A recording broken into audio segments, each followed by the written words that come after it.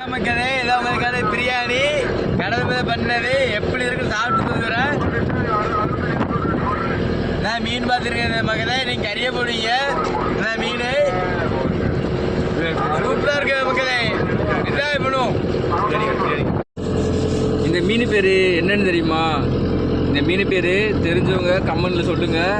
இந்த மீனை பீஸ் பீஸா அப்படியே வெட்டி இதை என்ன பண்ண போறோம்? நம்ம எடுத்த கலவாய அழகா ஒவ்வொரு பீஸா பிரியாணிக்கு ஏற்ற மாதிரி அப்படியே அழகா வெட்டணும்.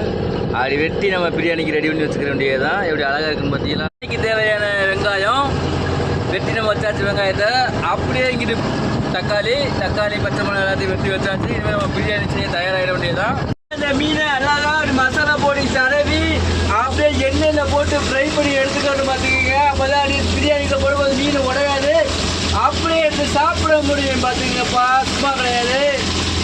மீனை பிடிக்கிற அந்த கேப்பில் நம்ம அரிசியை நல்லா ஊற வச்சுக்கிறோம். அப்போ தான் நம்ம வேக வைக்கிறதுக்கு சரியாக இருக்கு.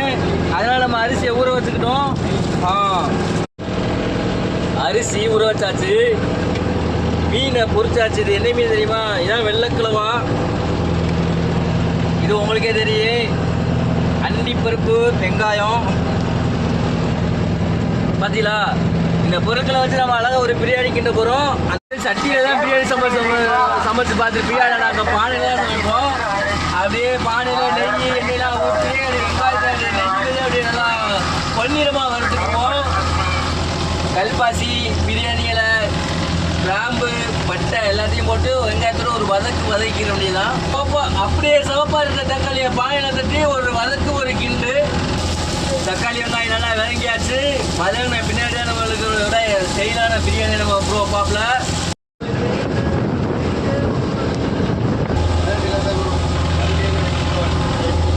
இல்லை, இது வந்து லெமன் சாதம் பொடி. லெமன் சாதம் 17.25 கிளாஸ் தண்ணி ஊற்றிருக்கோம்.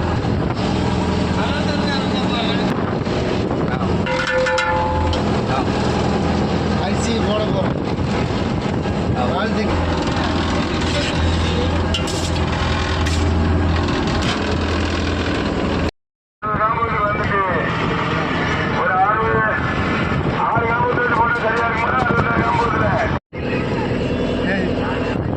சுட்டு பயங்கரமாக இருக்கு. நீ எப்படி எந்திரிக்க பாரு அப்படி சொல்லணும். என்ன நீ சார்